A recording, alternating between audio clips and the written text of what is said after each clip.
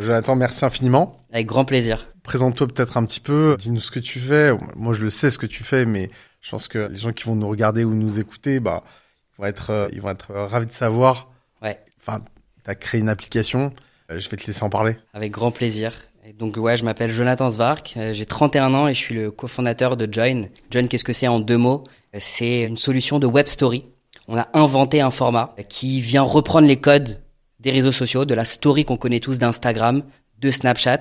Et en fait, on a créé une technologie pour pouvoir les intégrer sur des sites e-commerce. Pourquoi on fait ça concrètement? Parce qu'en fait, on veut aider les e-commerçants, si tu veux, à lever tous les freins à l'achat grâce à la vidéo. Et donc, Join Story, c'est un logiciel en SaaS qui te permet très facilement de créer ces web stories dont je viens de te parler, de les intégrer sur ton site à l'endroit où tu veux avec différents formats et évidemment après derrière de traquer la performance. Et en quelques chiffres, tu vois, on est une 30aine de collaborateurs. On a c'est pas mal. Ouais, c'est beau. Une belle première étape. Surtout quand tu sais que tu dois les payer à la fin du mois. C'est une vraie... Et qu'on les paye bien. Ouais, c'est une vraie performance. Donc voilà, je suis très content de mon équipe que je salue, qui est une équipe exceptionnelle. Et puis on a 200 clients dans le monde. On travaille avec des marques comme L'Oréal, comme Roland Garros, comme Lancôme, comme Vichy, mais aussi comme Teddy Bear, des marques que tu connais bien, La Belle Boucle, Les Secrets de Loli, et j'en passe. Et puis on fait à peu près, même on a dépassé depuis ce matin d'ailleurs les 2,5 millions de vues par mois sur nos stories. Donc ça commence à faire pas mal.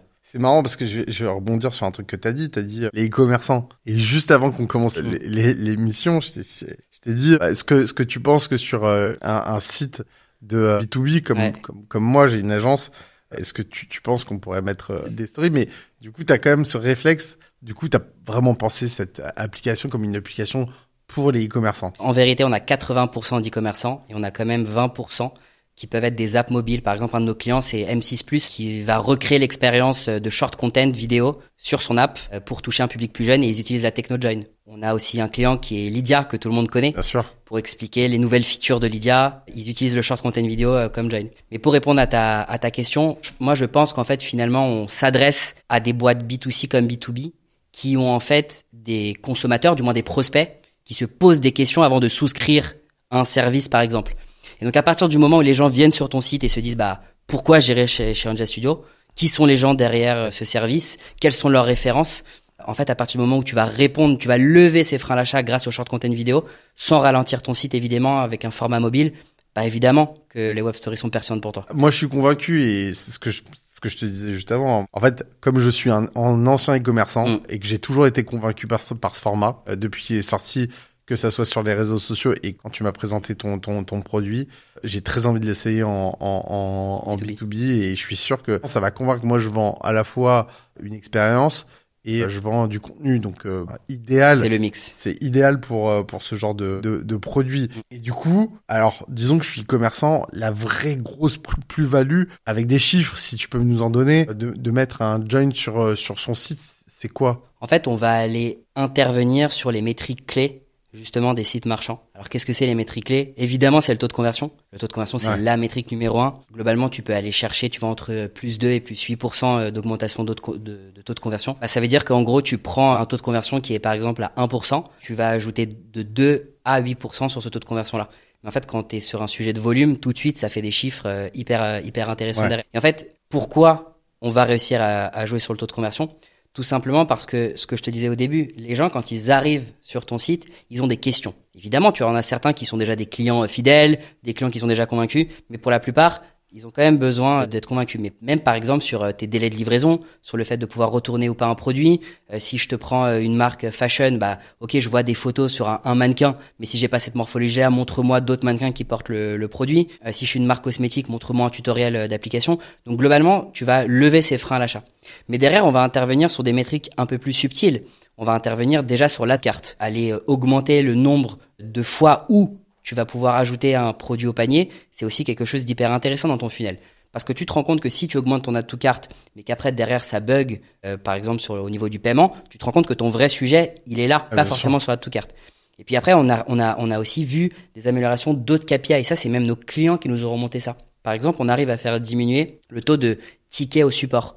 Pourquoi? Parce qu'en fait, les gens, tu leur donnes des réponses. Tu réponds à leurs questions, bien sûr. Voilà. Et donc en fait, qui sont derrière les supports? C'est des gens.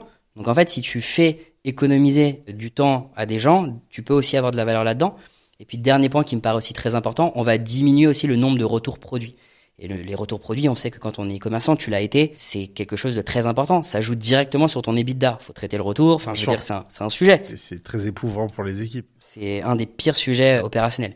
Et donc, Join va aussi intervenir là-dedans. Donc, en fait, c'est comment tu interviens sur une panoplie de métriques. C'est ça la vraie plus-value. Okay. Et puis, j'ajouterai une plus-value, on va dire un peu plus qualitative, qui est vraiment le fait d'humaniser sa marque. De mettre vraiment au cœur de ton expérience e-commerce des gens. Ça peut être des gens évidemment externes, des clients, des créateurs de contenu qui vont travailler pour ta marque et qui vont incarner ta marque, mais ça peut être aussi des gens en interne. Et qui vont réassurer surtout, ça c'est le nerf de la guerre. On se parle que de ça, c'est de la réassurance à la fin. Ouais. Et donc effectivement, mettre des gens, même en interne dans ta boîte, qui vont exprimer les valeurs. Tu vois, on a beaucoup de stories, nous, qui marchent très bien, qui s'appellent le mot du fondateur ou de la fondatrice. Ouais. Et donc, ils viennent s'exprimer en disant, pourquoi j'ai monté, par exemple, Yacon, une alternative au sucre? Pourquoi j'ai monté Sync Protein? Ah, mais ils ont fait qui veut être mon associé, là, cette année. Ils ont explosé. Incroyable. Et ils ont continué à incarner leur marque. Et la fondatrice, elle est géniale. Elle parle bien, elle s'exprime super bien. Elle incarne le produit. C'est vrai qu'elle était assez convaincante quand ils ont pitché leur produit et ce qu'ils ont présenté pendant qui va être mon associé. Fou. Enfin, c'était très parlant. Et voilà, l'avouer, je suis allé acheter quasiment le lendemain. Mais tu vois, bon point par rapport à Yacon. Toi, t'as vu l'émission qui va être mon associé. T'as compris la plus-value. Pour les gens qui arrivent parce qu'on leur a parlé d'eux, va lire des textes qui te disent alors Yacon, c'est une diminution de X%. Personne ne fait ça. Ouais, bien sûr. Toi, t'as envie de voir quoi? T'as envie d'avoir quelqu'un qui t'explique en quelques secondes pourquoi c'est une bonne alternative. Ouais, c'est l'élément convaincant pour aller finaliser l'achat. Je sais pas si la feature est online ou pas, mais je sais que tu peux cliquer sur une story, donc la story s'ouvre et directement payer. Alors, tu peux pas directement payer, mais tu peux ajouter au panier directement depuis la story. C'est déjà pas mal. C'est génial. En fait, et il y a pas un projet avec Just qui sont nos amis communs. Just, je le rappelle, c'est le paiement à un clic. Donc on est sur la story, on paye, c'est acheté, c'est exactement ça. En fait, on est en train de travailler effectivement sur un projet où on va mettre la feature Just dans les story join pour pouvoir faire du paiement en un clic directement depuis la story. C'est le meilleur combo. Le meilleur combo, ça serait un contenu produit par Angel sur du join avec du Just. Là, c'est fini, on a bouclé la boucle. Là, c'est bon, on a bouclé la boucle. Hyper intéressant. On va revenir un petit peu sur ton parcours. T'as créé Join hyper jeune finalement. T'avais quel âge? On a lancé le produit il y a 4 ans, donc. T'avais 27 ans. Ouais, c'est ça. 27 ans, il y a 4 ans, les stories, les gens ne pensent que les stories, c'était là depuis, ça a toujours été dans nos vies, mais non, en fait, il y a 5 ans, les gens ne consommaient pas la story, donc t'as très rapidement senti le truc, parce qu'il faut le dire, hein, les gens voient ton application et ont l'impression qu'il y en a 12 000, mais t'étais le premier, finalement. Ouais, on a vraiment été les premiers dans le monde à inventer ce format, qu'est la web story. En fait, d'où c'est parti, Join? C'est parti de 2 choses. Moi, j'ai fait un stage chez Nike, plus jeune, et j'avais justement travaillé sur comment on pouvait intégrer du short content vidéo sur l'appli de Nike, mais j'avais vu la galère que c'était. En fait, si tu veux, on se parlait pas de story, on se parlait d'intégrer de la vidéo, fallait mettre autour de la table des équipes produits, des équipes tech, des équipes social media, c'était vraiment un bourbier. Et pourtant, c'était tellement évident de mettre de la vidéo que je me suis dit, il va falloir trouver quelque chose pour les e-commerçants. Et le deuxième facteur décisif, c'est que on a vu Google, il y a quelques années, lancer un format qui s'appelle AMP Story. Mais en fait, le pitch était très simple, c'était de se dire, aujourd'hui, les gens, quand ils font des recherches, ils vont de plus en plus sur TikTok, ils vont plus sur Google. Pourquoi? Parce qu'en fait, quand tu tapes 3 jours à Madrid, t'as une vidéo sur TikTok incroyable. Sur Google, tu te manges un site avec des pubs et tout, enfin, l'enfer. Et donc, Google... Ça va changer, hein. J'espère. Ça va changer avec Gemini, tu t'auras plus ça, t'auras toutes les recommandations, ça va être la folie. Je vais même te dire, aujourd'hui, les vidéos TikTok, elles sont incorporées déjà dans le feed Google sur certaines recherches. Mais donc, du coup, Google lance ce format AMP Story pour essayer d'apporter vraiment du visuel à la recherche. Mais format qui fonctionne pas sur le support de Google. Non, format qui n'a pas fait ses preuves. Mais nous, en fait, quand on a vu ça, on s'est dit, mais évidemment, ça nous paraît hyper logique que ce format Story qui, de base, existe dans les réseaux sociaux, on vienne l'apporter en dehors des réseaux sociaux. Mais nous, ce qu'on voulait très très vite avec mon associé Nicolas, c'était de le mettre là où les marques sont propriétaires, c'est-à-dire sur leur site. Et donc, on a été les premiers dans le monde à créer ce format qui est la web story.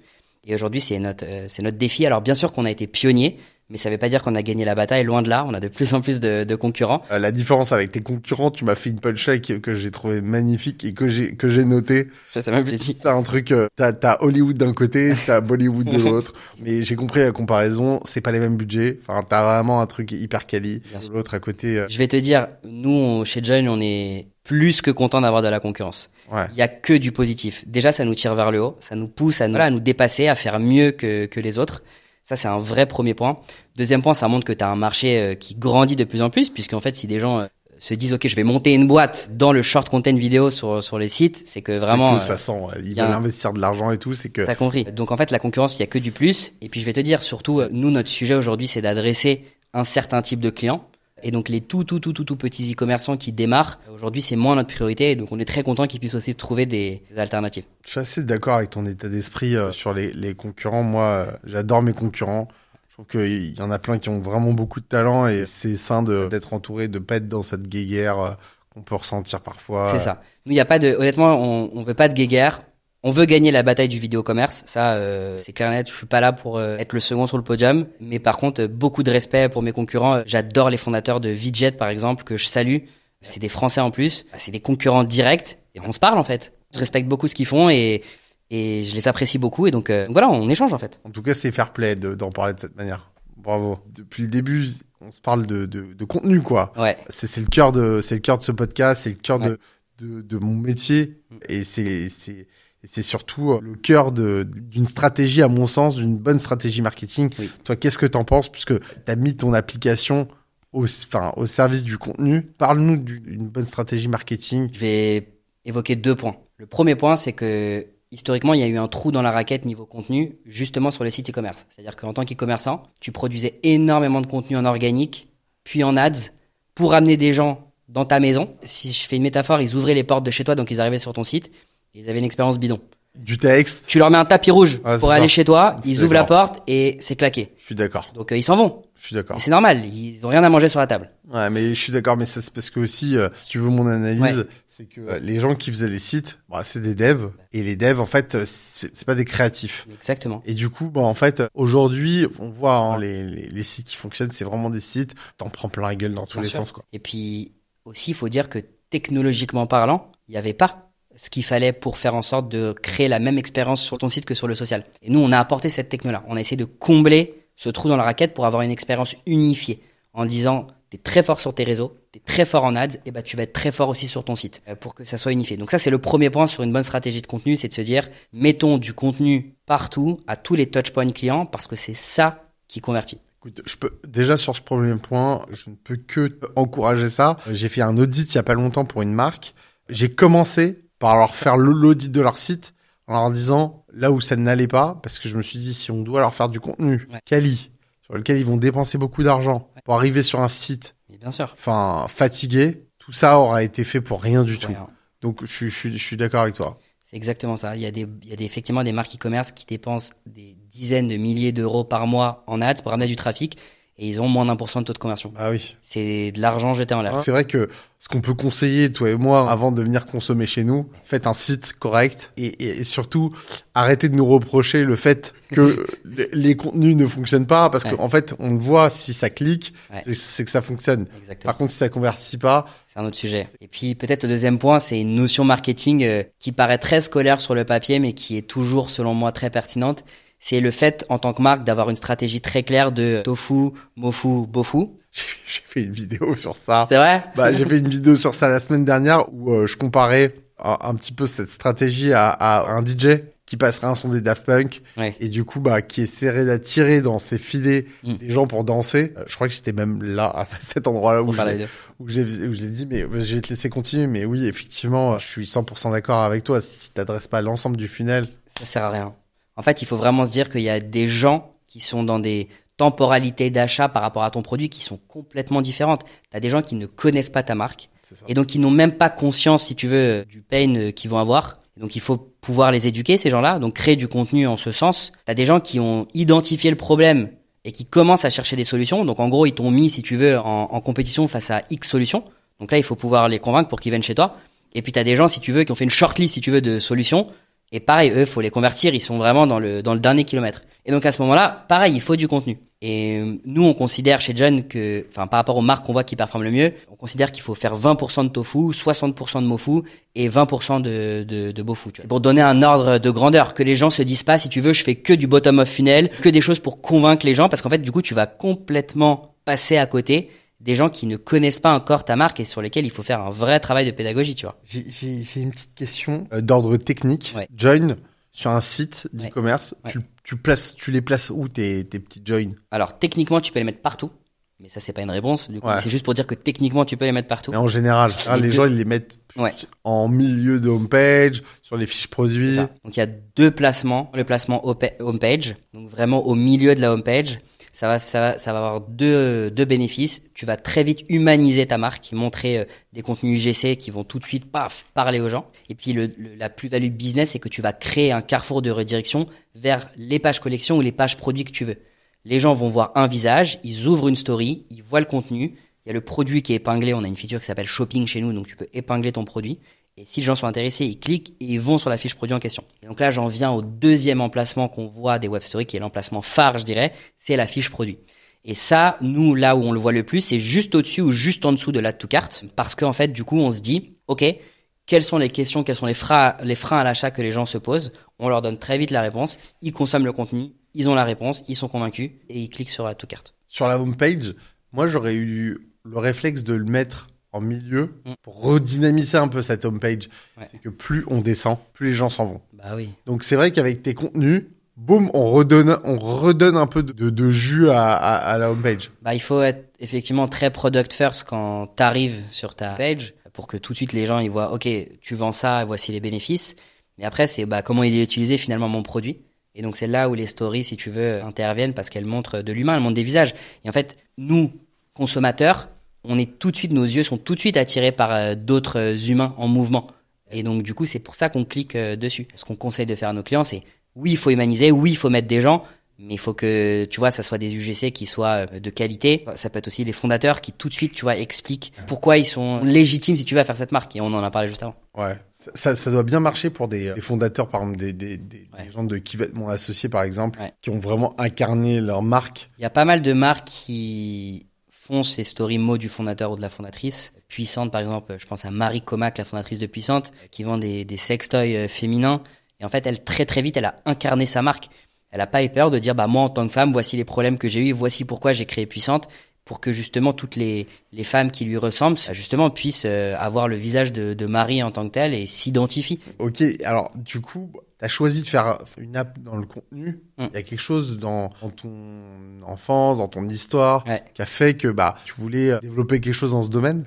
Ouais, je pense que moi, très jeune, à l'âge de 9-10 ans, j'étais subjugué par les publicités de Nike. En fait, ma mère me prenait pour un fou à cette époque, mais je passais mes après-midi sur YouTube à regarder toutes les pubs de Nike. Je sais pas si t'as remarqué, mais quand les JO arrivent, ou les Coupes du Monde, là, t'as des publicités. Les plus gros bangers. Ouais.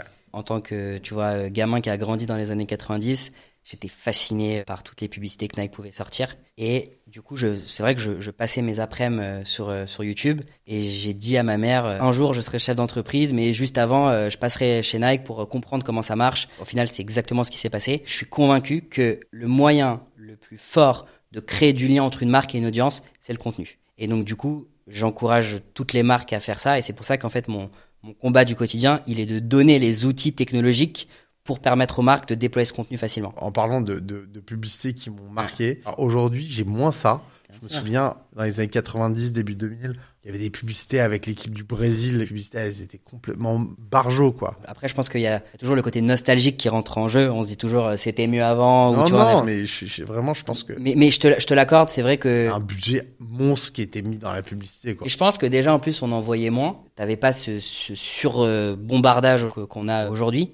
Mais effectivement, quand tu regardes toutes les pubs que Nike a fait pour l'équipe du Brésil, mais aussi toutes les pubs que Nike a fait avec Tiger Woods, en fait, tu te prends des baffes. C'est pas des pubs, en fait, c'est des... C'est court-métrage, quoi. C'est court-métrage, c'est exceptionnel. Un peu comme les clips de Michael Jackson à l'époque.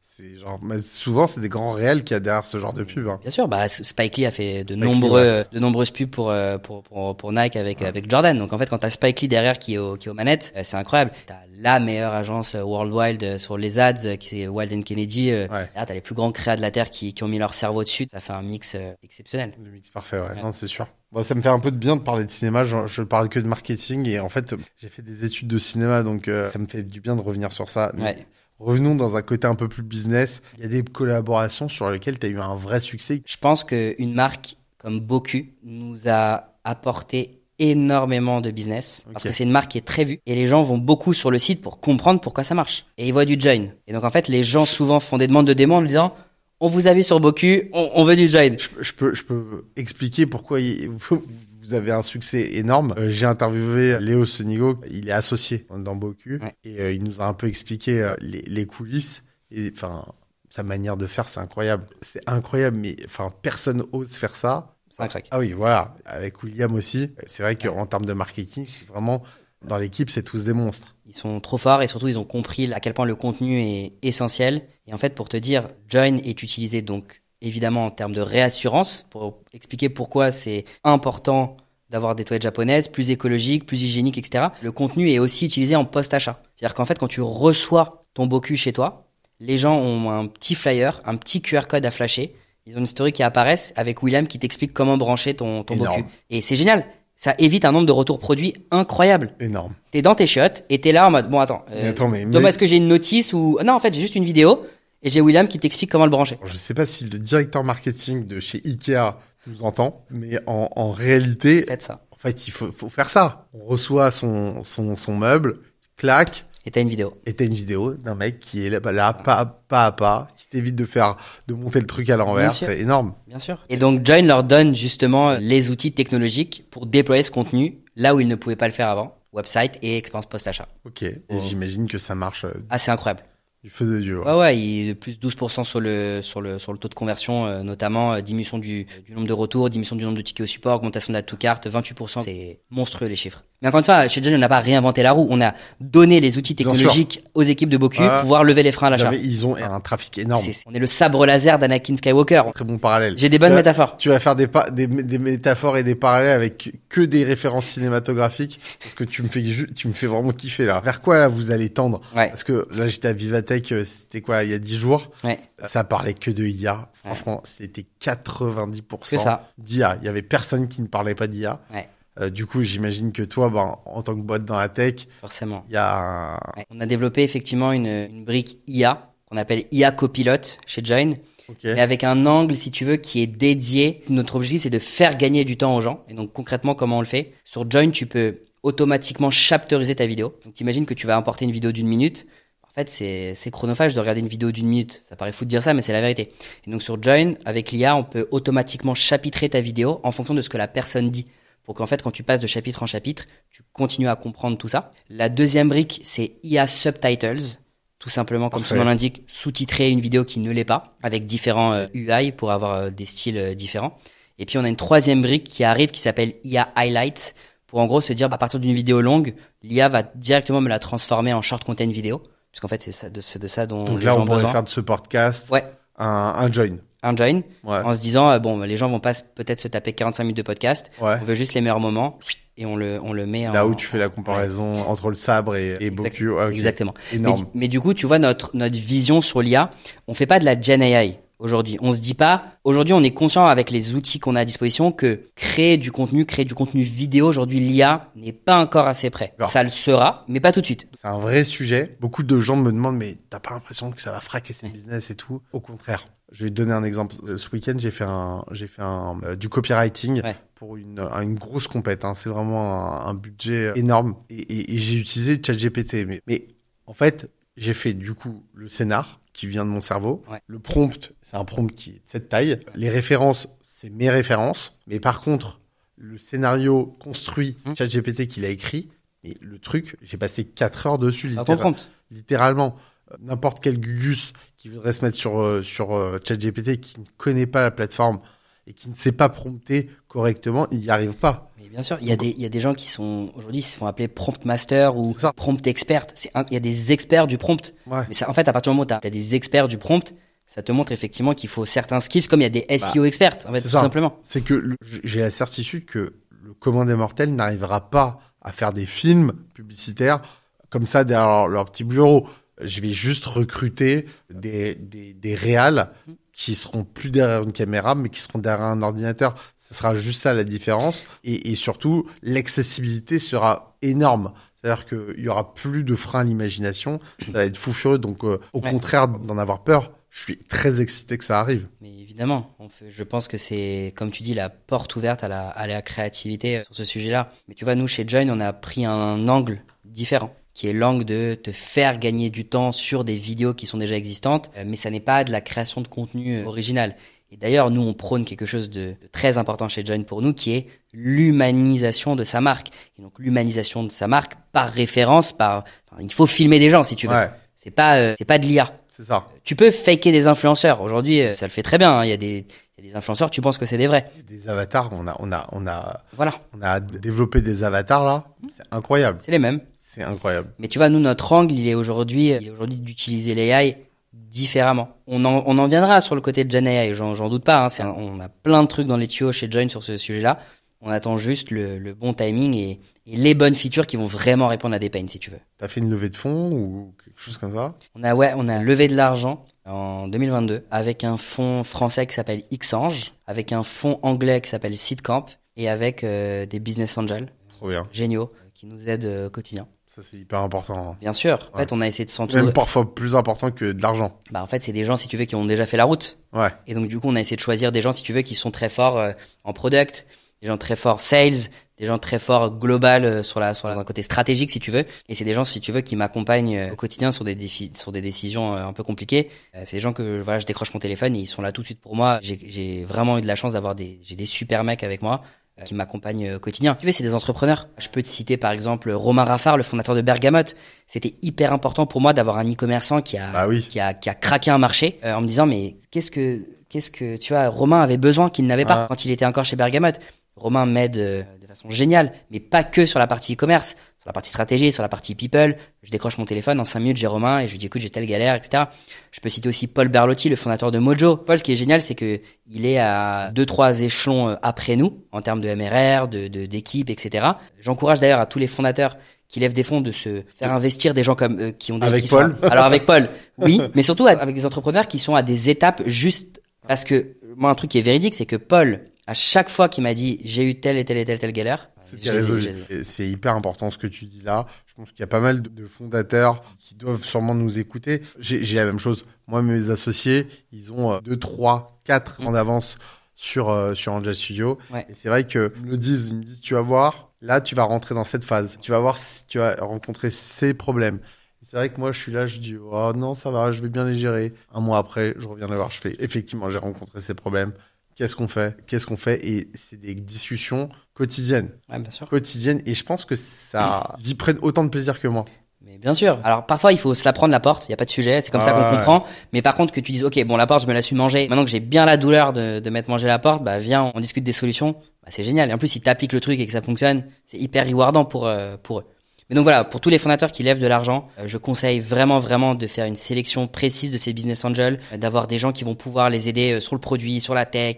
Je parle de SaaS, mais de façon générale, qui vont les aider sur les différents scopes de la boîte.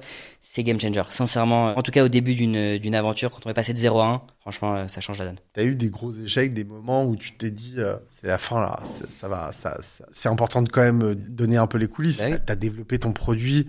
Ça a duré 2 ans de développement, c'est ça? En fait, ça n'a pas duré 2 ans, mais on a éduqué notre marché pendant 2 ans. En fait, chez Join, quand on est arrivé avec ce nouveau format qu'est la Web Story, les gens nous regardaient avec des yeux, mais en nous disant, mais qu'est-ce que vous nous racontez, les gars? Moi, Instagram, c'est Instagram. Mon site, c'est mon site. Laissez-moi tranquille, quoi.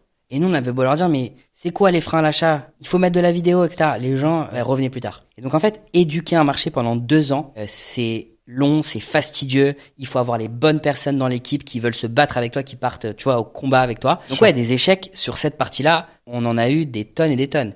Et on en a encore aujourd'hui. Moi, des échecs, j'en ai tous les jours, mais c'est la vie de l'entrepreneur. Il y a toujours des échecs au quotidien. La question, c'est effectivement on le dit toujours, mais c'est important, c'est à quel point t'es résilient et à quel point tu te relèves de tout ça. Mais il y a eu des moments où tu t'es dit, si j'ai pas un miracle, c'est la fin.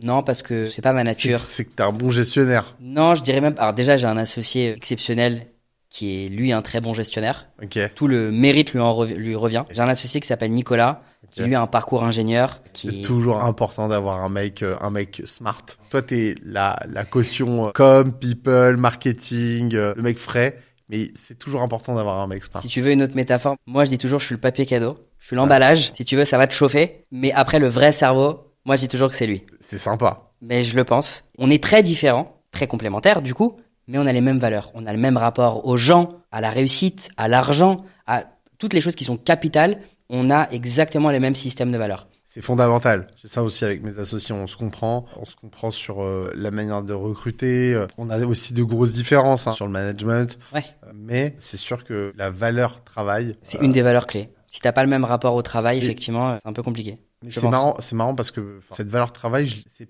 pas une question d'argent. C'est vraiment une question de mindset. Bien sûr. Et c'est un truc que même quand j'étais simple salarié, je comptais pas mes heures et genre, ça me dérangeait pas de me coucher à 2h du mat ou me lever à 4h pour bosser, pour finir ce que j'avais à faire. Ouais. Et je crois que c'est vraiment, ça c'est hyper important et c'est des trucs que je retrouve rarement. Je pense qu'effectivement, en tout cas quand on parle d'un début de société, trouver des personnes qui ont vraiment envie de se dépasser et de faire partir d'une aventure commune, et donc effectivement tout ça implique beaucoup d'heures de travail, me paraît être indispensable. Mais je pense que c'est des timings de vie, c'est-à-dire que nous, un truc qu'on dit souvent aux personnes qu'on recrute chez Join, c'est qu'on leur dit, franchement, si vous êtes dans un moment de votre vie où vous avez envie d'être un peu plus chill, pour X ou Y raison, tu vois. On n'est pas chez nous. Bah non, ça sera pas le bon move. Ouais. Ça sera pas le bon move parce que on a envie de gagner la bataille du vidéo commerce. En fait, par défaut, si tu veux, il va falloir se donner plus que les autres. Bien sûr. Moi, je crois pas au talent parce que je suis pas du tout quelqu'un de talentueux, par exemple. Je crois au travail. Je crois au côté besogneux. Je crois qu'à ça. C'est mon mindset. Je suis d'accord avec toi. Moi, j'ai jamais eu de facilité dans la vie. Ouais. Genre quand j'allais en cours et que je travaillais pas, bah j'avais une mauvaise note. J'ai jamais eu ce truc où bah t'écoutes un cours, tu rentres chez toi, tu enchaînes, tu reviens. Ouais. C'est bon le cours, tu peux non. Bah, y en a qui ont du talent, c'est sûr, je pense que avoir du talent dans un domaine, c'est exceptionnel, c'est une base incroyable, mais moi je crois au pouvoir du travail. Et c'est quoi du coup ta vision de Join, c'est quoi Join dans 2 ans, 5 ans, 10 ans? Écoute, comme on l'a un peu dit, moi je suis quelqu'un de fasciné par le contenu, c'est ce que j'aime le plus. Et donc du coup, quand on dit ça, on dit que j'ai envie d'aider le plus de marques dans le monde. C'est ce qui m'anime, c'est de me dire aujourd'hui, ok, on a 200 clients, 2,5 millions de vues par mois sur nos stories. Donc non, la vision, c'est je veux vraiment aider le maximum de marques dans le monde. Je pense qu'une story, c'est comme un emoji, c'est compréhensible partout, par tout le monde, dans toutes les langues. Oui, c'est comme un emoji. C'est vrai. Énorme. Et donc du coup, je veux qu'on aide le plus de marques possible. J'ai envie qu'on soit à l'international, en Europe, mais aussi aux États-Unis et en Asie. Donc Join, l'objectif c'est d'aller à l'international et d'équiper le maximum de sociétés. Et puis ensuite la vision produit, bah c'est ce qu'on évoquait tout à l'heure, c'est comment intégrer l'IA pour faire en sorte que les gens, si tu veux, ne perdent pas du tout de temps à créer du contenu et qu'on puisse leur dire en une seconde, en fait quand tu mets ce contenu à tel endroit, voici l'impact business. Tu peux A/B tester tout ça, le bon mix de contenu, le bon placement. Et en fait, c'est vers ça qu'on veut tendre. Donc, honnêtement, je te dis, moi, je suis là pour le long terme. Je suis là pour gagner la bataille du vidéo commerce. Je suis là pour équiper le maximum de marques. J'ai la même excitation aujourd'hui quand on a un nouveau client que le premier jour. Et en fait, tant que j'ai ça, je roule. De toute façon, t'es le genre d'entrepreneur qui, s'il a pas sa boîte, il se fait chier, c'est la mort, quoi. Ah non, mais moi, je suis profondément drivé par ce que je fais. Je fais pas ça uniquement parce que je suis drivé par la croissance de la boîte. Tu veux que, bien sûr, c'est hyper enivrant, la croissance, c'est génial, vivre ces étapes où tu grandis très vite, où tu as de plus en plus de clients, où faut garder tes clients, faut faire évoluer ton produit, recruter des gens, j'adore. Mais moi, je suis animé en plus en parallèle par servir mes clients parce que, en fait, je crois profondément à ce qu'on fait. Et donc, en fait, quand t'as ça au fond du ventre, mais je peux le faire 10 ans, en fait. Est-ce que t'as des recommandations pour des entrepreneurs? Qu'est-ce que tu leur dirais à un jeune entrepreneur qui viendrait te voir? C'est quoi tes conseils? Tu leur dirais quoi? Je crois que je dirais 2 choses. La première chose, c'est posez-vous bien la question de savoir, les gens qui vous donnent des conseils, est-ce qu'ils ont vécu les choses avant vous? Il faut toujours se dire, ok, cette personne me dit ça, mais est-ce qu'elle a vécu la situation? Il faut comprendre le prisme par lequel on lui donne ce conseil-là. C'est pas débile ce que tu dis, parce que moi j'ai souvent eu des conseils de mecs qui étaient dans des fonds d'investissement, ils se sont jamais allés au fond. En tout cas, ce que je dis, c'est se questionner sur le prisme de la personne qui nous donne ce conseil. Je dis pas de pas écouter les conseils, je dis juste, posez-vous la question de quelle est l'expérience de cette personne pour donner ce conseil-là. C'est le premier point. Et moi, le deuxième point qui est pour moi le plus important, c'est aux jeunes entrepreneurs, arrêtez de penser à votre idée, on s'en fout de votre idée. Pensez à votre associé. Pour moi, dans une boîte, tout tient dans le people. Et donc en fait, moi les gens qui disent oui mais je peux pas me lancer parce que j'ai pas d'idée, je dis non, tu peux pas te lancer parce que t'as pas d'associé. Parce que toi t'es sûr et certain qu'il faut se lancer avec un associé. Tu t'aurais jamais pu envisager de le faire sans associé. Encore une fois, il y a des réussites de solo founder exceptionnelles, mais je pense que statistiquement, il y a bien plus de réussites de founders qui étaient associés, qui étaient à 2, 3, 4, parfois tu vois des équipes de 5, etc. Donc moi, ce que je prône, c'est de passer du temps à trouver le ou le bon associé. Pour moi, trouver le ou le bon associé, c'est aussi dur que trouver sa femme ou son mari. C'est clair. Et tu passes plus de temps d'ailleurs avec ton Parfois, associé. T'as besoin de passer par un premier associé, un deuxième. Divorcé. mais non, mais donc du coup, le vrai sujet, c'est, pour moi en tout cas, c'est mon prisme à moi, c'est prendre tout ça avec des pincettes, encore une fois, mais c'est le projet va tellement évoluer au début, tu vois, ça va tellement changer. Par contre, les gens, tu les changes pas. Et donc du coup, quand t'as le ou les bons associés, pour moi, tu gagnes. Ouais, tu roules. Tu passeras les obstacles. Est-ce que tu partages du coup avec ton associé cette passion pour le Sénégal, c'est ça? Ouais. Non, je pense pas que mon associé aime autant le Sénégal que moi. Par contre, on en revient, et après je vais te parler de Yakar, mais qui est l'association en question, mais en fait, quand je parlais de l'importance de s'associer, si j'avais un associé qui, ne me faisait pas confiance, ne comprenait pas pourquoi je faisais tout ça, mais ça pourrait jamais marcher, en fait. Tu vois ce que je veux dire? Donc quand je parle d'associé qui comprend les choses et qui a les mêmes systèmes de valeurs, là, sur ce genre de choses, ça joue. Mais du coup, pour rentrer dans le détail, Yakar, c'est donc une fondation que j'ai créée il y a 4 ans. Yakar, ça veut dire espoir en Wolof, qui est le dialecte le plus parlé au Sénégal. Moi, j'ai toujours voulu aider depuis que je suis jeune et j'ai toujours voulu aider les enfants. Et donc, il y a 9 ans, j'ai fait une première mission humanitaire. Je me suis retrouvé dans une école dans la banlieue de Dakar qui a été montée par quelqu'un qui s'appelle Djibril Sané, qui n'a pas été à l'école lui-même et qui a voulu apporter l'éducation aux enfants de son village. C'est une expérience qui m'a changé ma vie, changé ma trajectoire.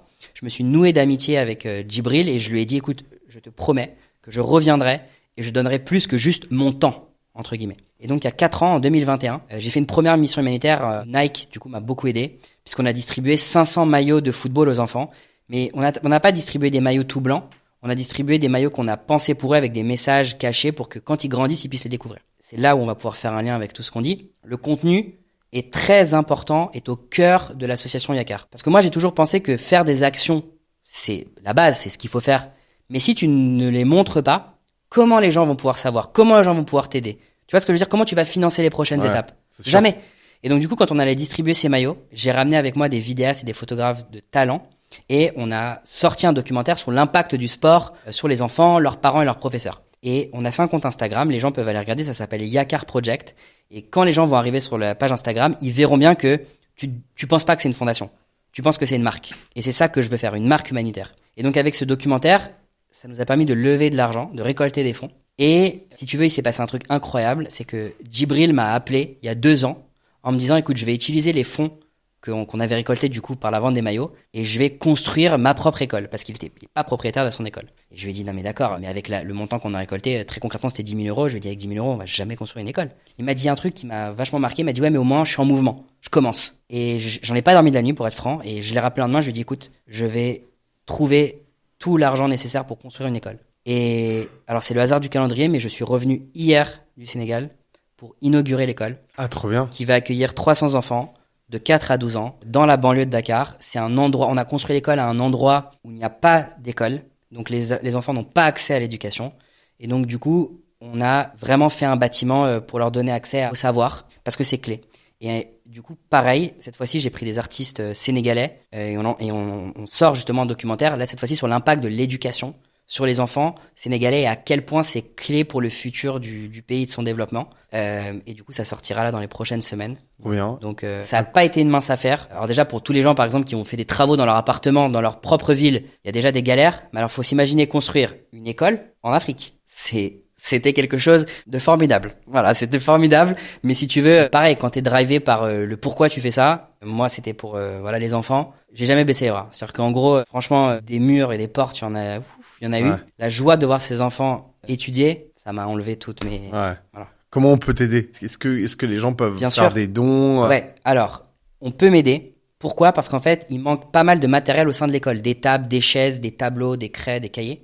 Et donc, pour m'aider, c'est très simple. On va sur la page Instagram de Yakar, Yakar Project en anglais.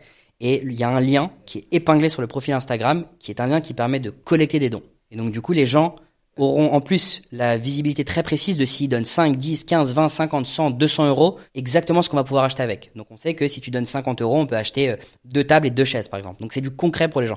Parce que moi je veux que les gens quand ils sont en train de dîner le soir avec leurs amis ou leur famille, ils puissent se dire j'ai donné 50 euros pour cette association, et ben on va pouvoir acheter ça. Et j'espère que sur le site de Yakar il y a des petites capsules jeunes. Figure-toi qu'on n'a même pas créé de site. Mais par contre, c'est un comble. C'est toujours les coordonnées les plus mal choisies. Mais par contre, tu vois, le documentaire là qu'on est en train de réaliser, on l'a tourné au format vertical. que du vertical. Parfait. Donc, du coup, tu vas pouvoir mettre du Yakar, des stories de Yakar. En fait, l'objectif de Yakar, c'est de n'avoir qu'un seul point de contact, parce que nous, on n'a rien à vendre, entre guillemets. Bien sûr. Donc, je veux faire en sorte que tout mon trafic, si tu veux, aille sur le compte Instagram et puisse avoir un lien. On mettra un lien pour génial. tout le monde. Yes. En tout cas, merci infiniment, Jonathan. Avec grand plaisir. C'était vraiment passionnant de t'entendre sur tout ça. Et est-ce que t'as un mot de la fin à nous donner? Évidemment, sur un mot plus commercial, pour tous ceux qui sont intéressés par Join, ils vont sur join-stories.com et on leur fera une maquette de leur site gratuitement avec des stories. Comme ça, ils vont pouvoir se projeter en interne. Ça, c'est le premier point. Et puis le deuxième point, c'est, on en a parlé pendant 1 heure, mais que les marques continuent encore plus et toujours d'investir dans le contenu, parce que c'est la clé d'aujourd'hui et de demain. Ça, je peux pas te donner tort. Merci beaucoup, Jonathan.